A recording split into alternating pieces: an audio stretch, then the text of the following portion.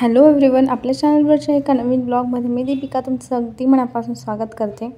तर आज दिवसाची सुरुवात नेहमीप्रमाणे 3:30 वाजता झाली। तर फ्रेश होऊन नंतर मी लगेचच गोल वगैरे लिहून काढले आणि मेडिटेशन केलं आणि अभ्यासाला आणि सध्या एका प्रोजेक्टवर वर्क सुरू आहे, त्यामुळे मग तेच काम करत होते। त्याचबरोबर आज एक इंटरव्ह्यू सुद्धा होता, तर पूजा वगैरे आवरून मला तो इंटरव्ह्यू अटेंड करायचा होता, त्याचा सुद्धा अभ्यास करायचा होता। तर हे दोन्ही मी सकाळी करून घेणार होते। त्यातल्या त्यात आमचा गॅस पण रात्री संपला होता आणि सिलेंडरवाले यायला 8 ते 8:30 वाजतात, त्यामुळे तोपर्यंत मग अभ्यास करत बसले।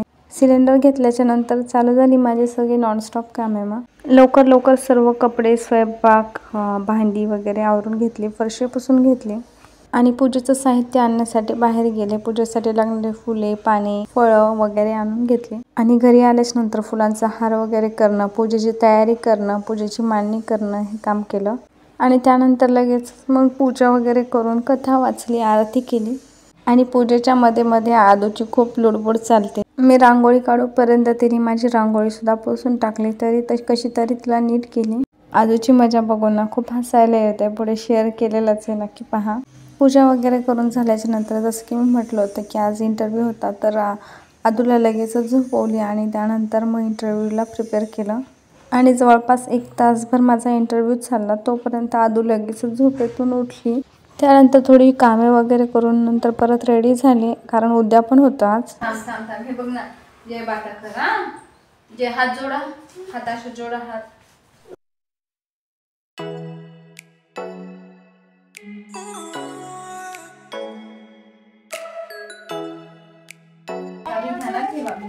लक्ष्मी देवीची कहाणी द्वापार युगाची अधिष्ठात्री सौराष्ट्र देशाची मोहिनी श्री महालक्ष्मी देवी।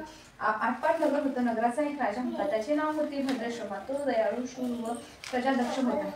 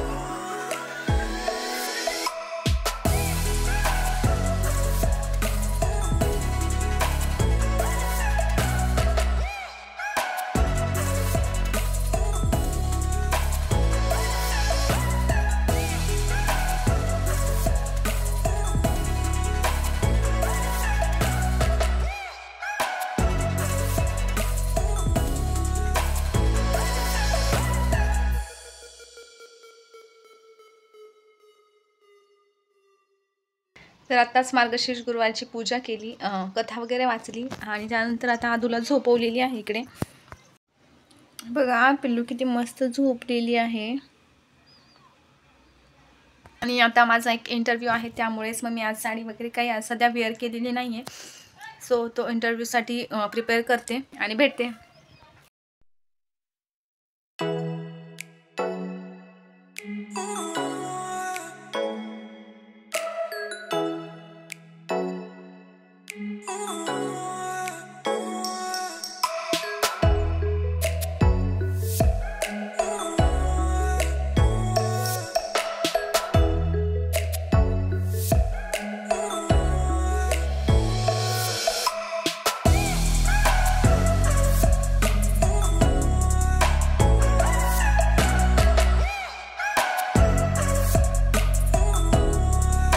तर आता उद्यापन वगैरे झालेलं आहे. सगळीकडे फिरून वगैरे आलो आणि त्यानंतर मग स्वयंपाक केला. आज जेवणामध्ये होतं शेवग्याच्या शेंगाची भाजी, चपाती, गुलाबजामुन, सोया चंक्स, भात आणि शेंगदाण्याची चटणी.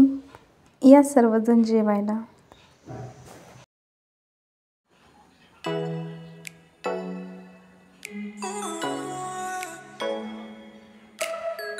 तर असं होतं माझं आजचं रुटीन.